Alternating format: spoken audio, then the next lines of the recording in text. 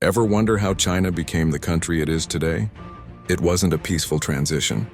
It was forged in decades of brutal conflict, a civil war that tore the nation apart before building it anew. Let's rewind the clock to the 1920s. China was a mess. The last emperor was gone, but in his place were powerful regional warlords, each with their own army, each carving up the country for themselves. It was chaos. Out of this chaos, two major forces rose, both wanting to unite China, but with completely different ideas of what that united China should look like.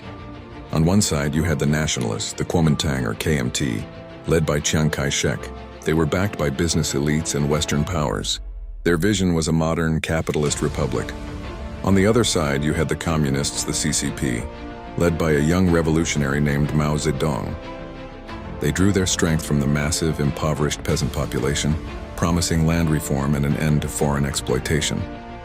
At first, believe it or not, they actually worked together. They formed the First United Front in 1924 to take down the warlords. And they were successful. Their northern expedition was crushing the warlords one by one. But this alliance was fragile, built on suspicion. Chiang Kai-shek saw the communists' growing influence with the peasants as a threat to his own power. And that's when the first major twist happens. In 1927, in Shanghai, Chiang turned on his allies viciously. He launched a surprise purge, rounding up and executing thousands of communists in what became known as the Shanghai Massacre. The alliance was shattered. The civil war had officially begun. For the next 10 years, the nationalists relentlessly hunted the communists. They pushed them out of the cities and deep into the countryside. The communists were on the brink of annihilation. This led to one of history's most epic and desperate military retreats, the Long March. Over a year, the communist forces marched over 6,000 miles, crossing treacherous mountains and rivers, constantly fighting, with only a fraction surviving. It was a brutal ordeal, but it cemented Mao Zedong's leadership and turned the survivors into a hardened, legendary core. Then an even bigger threat emerged. Imperial Japan invaded China in 1937. The nation was facing a foreign invader. Faced with a common enemy, the two sides, the nationalists and the communists, reluctantly agreed to a temporary truce. A second united front.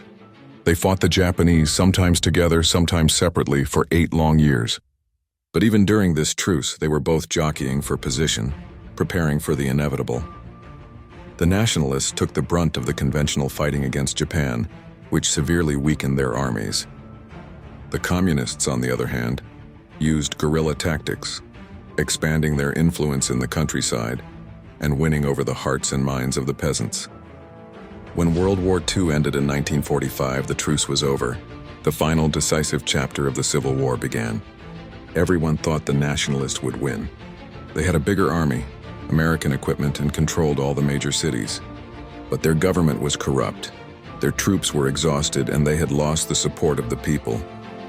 The communists, meanwhile, were disciplined, motivated, and had the backing of the rural masses. They promised land and an end to corruption. In a stunning turn of events, Mao's forces swept across China. City after city fell. The momentum was unstoppable. By 1949, it was over. Chiang Kai-shek and his nationalist government fled to the island of Taiwan. And on October 1st, 1949, in Beijing, Mao Zedong stood before a massive crowd and declared the founding of the People's Republic of China. A war that had defined a generation and cost millions of lives had finally ended, redrawing the map of the world and setting the stage for the China we know today.